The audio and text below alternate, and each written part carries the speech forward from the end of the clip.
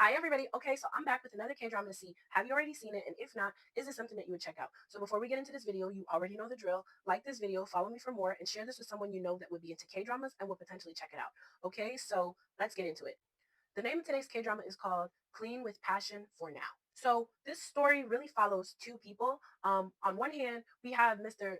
Jang Son Gyul, and he's the director of his own cleaning company called Cleaning Fairy, and he's actually suffering from severe mysophobia. So he's an extreme germaphobe, I would say. Okay, and that kind of means like he can't touch anything or anyone without having to thoroughly clean it first. And because he has misophobia, it kind of makes it really hard for him to, be anywhere or enjoy anything because he can't really get too close to other people. It turns out that he's been this way ever since he was a little kid, and his grandfather was had like OCD. I don't know how one can slightly have OCD, but his grandfather had OCD.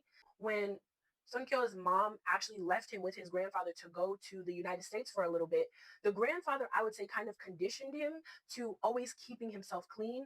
Otherwise, his mother wouldn't come back for him. So that's kind of crazy. Like you're giving the child PTSD. That's kind of what resulted in him being the way that he is now, where he can't really live a normal life the way other people are able to.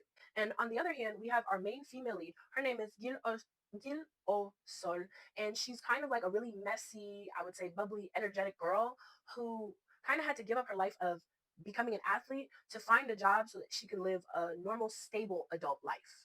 Life seems to just not go her way because when she was about 9 years old, she actually lost her mom.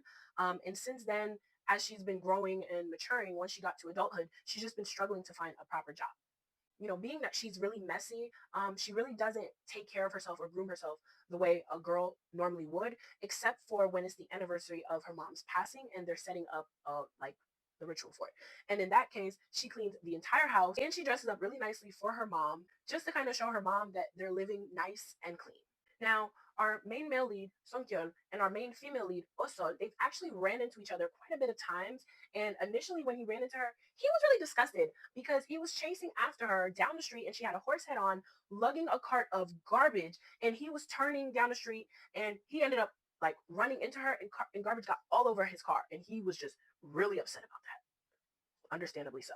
Because he has this impression of her being dirty, he kind of is always looking at her kind of like off. But one day she applies to work at Cleaning Fairies and she's doing really well at her job and he finds himself interested because normally it seems that his company only hires men and she's able to pass and keep up with the physical tests that they set forth for anyone looking to work for this company. So ultimately what ends up happening is that Osa finds herself liking him. And so she's really laying it on thick, trying to get together with him. And he's still, repulsed by her. But after a couple of times, it seems our girl is, kind of breaking through to him. Okay. Now, on the other hand, because two people can never coexist and just be happy to have found each other, we have a man there, I can't remember his name, and he's really a doctor that's in disguise. And he ends up becoming Oso's rooftop neighbor. But there's kind of like a twist, and he seems to be connected to Osal and Songyol, but we don't know what the relationship is, nor why he's kind of like lingering about. So this is kind of like one of those K dramas that I would suggest you put on if you're just looking for a laugh. If you have already seen the K drama, definitely let me know in the comments how you felt about it. And if you haven't seen it, definitely let me know if this is something that you would check out. But as always, thank you so much for watching. K, thanks. Bye.